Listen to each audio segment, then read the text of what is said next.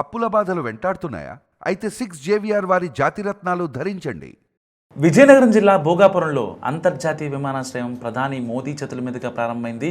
ఈ విమానాశ్రయంలో ఈ నెల 17వ తేదీ నుంచి విమానాల రాకపోకలు ప్రారంభం కానున్నాయి. దీంతో విశాఖపట్నం ఎయిర్పోర్ట్ ఆగస్టు 16వ తేదీ అర్ధరాత్రి నుంచి మూతపడనుంది.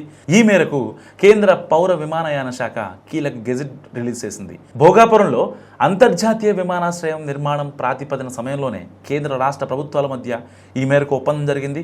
అయితే తాజాగా కేంద్రం విడుదల చేసిన గెజిట్లో భోగాపురం విమానాశ్రయంలో విమాన రాకపోకలు ప్రారంభమైన వెంటనే అంటే 17వ తేదీ నుంచి 30 ఏళ్ల పాటు విశాఖ విమానాశ్రయం నుంచి పౌర విమానాల రాకపోకలు నిలిచిపోనున్నాయి.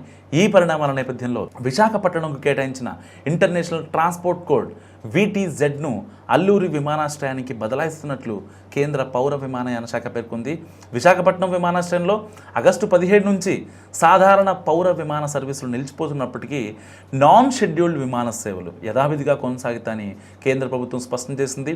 ప్రస్తుతం విశాఖపట్నం విమానాశ్రయం భారత నౌకాదళం నావీ ఆధ్వర్యంలో నిర్వహించబడుతోంది. ఈ విమానాశ్రయాన్ని ఒకవైపు నావీ, మరోవైపు పౌర విమానయాన శాఖ సంయుక్తంగా వినియోగిస్తున్నాయి. అయితే ఆగస్టు 17 నుంచి షెడ్యూల్డ్ కమర్షియల్ విమాన సర్వీసులు నిలిపివేయనున్న నేపథ్యంలో నాన్ షెడ్యూల్డ్ విమానాల నిర్వహణపై కేంద్రం స్పష్టత ఇచ్చింది. ప్రైవేటు సంస్థలకు చెందిన చార్టర్డ్ విమానాలు, అలాగే కేంద్ర రాష్ట్ర ప్రభుత్వాలకు చెందిన VVIPలు, ఉన్నతాధికారులు ప్రయాణించే ప్రత్యేక విమానాలు, హెలికాప్టర్లు ఈ విమానాశ్రయాన్ని వినియోగించుకోవచ్చు. వాటి ల్యాండింగ్, టేకాఫ్లకు ఎలాంటి ఆటంకం ఉండదని కేంద్రం తెలిపింది. సాధారణ ప్రయాణికుల కోసం షెడ్యూల్డ్ విమాన సర్వీసులు నిలిచిపోయినా ప్రత్యేక అవసరాల కోసం నాన్ షెడ్యూల్డ్ విమాన కార్యకలాపాలు విశాఖ విమానాశ్రయంలో కొనసాగుతాయి. దీంతో ప్రభుత్వ, కార్పొరేట్, అత్యవసర అవసరాల కోసం విమానాశ్రయం సేవలు అందుబాటులోనే ఉంటాయి.